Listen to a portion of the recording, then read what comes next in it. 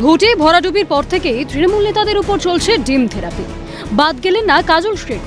বীরভূম জেলা পরিষদের সভাধিপতি তথা হাসন বিধানসভা কেন্দ্রের বিধায়কের গাড়ি লক্ষ্য করে ছোড়া হলো ডিম। পাশাপাশি উঠল চোর চোর স্লোগান।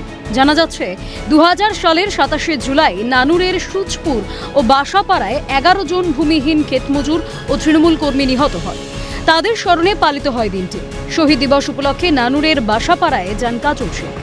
শহীদ বেদিতে প্রবেশ করতেই গাড়ি ও শহীদ মঞ্চ লক্ষ্য করে ছোড়া হয় ডিম। সংবাদ মাধ্যমের সামনে সরাসরি ক্ষোভ উগরে দিয়েই কাজল শেখকে বালি কয়লা গরু চোর বলে আক্রমণ এক অভিযোগকারীর।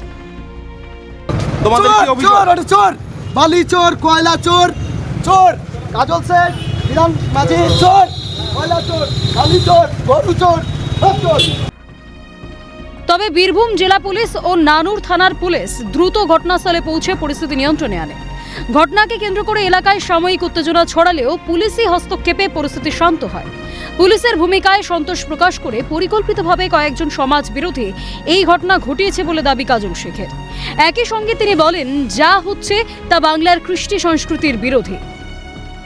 আসার পরে যেটুকু দেখলাম, কতিপয় দূরে কিছু সমাজ বিরোধী তারা আমাদের গাড়ি লক্ষ্য করে, অবশ্যই আমাদের কাছে আসেনি, কারণ আমরা শহীদ মঞ্চে ছিলাম, যারা শহীদ হয়েছে সেই বেদির পাশে ছিলাম, তাই তারা কিছুটা দূরে বিভিন্ন ধরনের বিশৃঙ্খলা করছিল। ধন্যবাদ জানাচ্ছি বীরভূম জেলা পুলিশ প্রশাসনকে।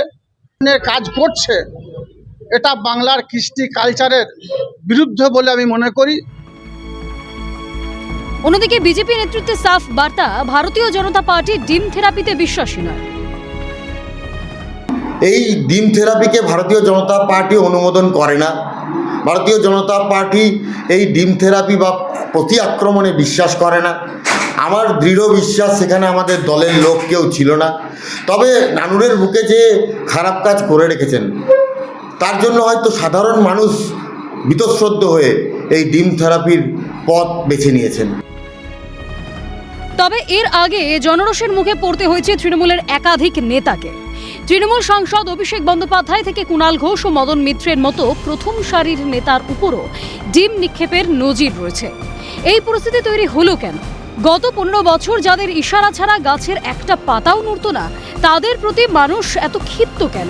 তা বোধহয় ভেবে দেখার সময় এসেছে, বলছে বুদ্ধিজীবী মহল। অমরনাথ দত্তের রিপোর্ট, ক্যালকাটা নিউজ।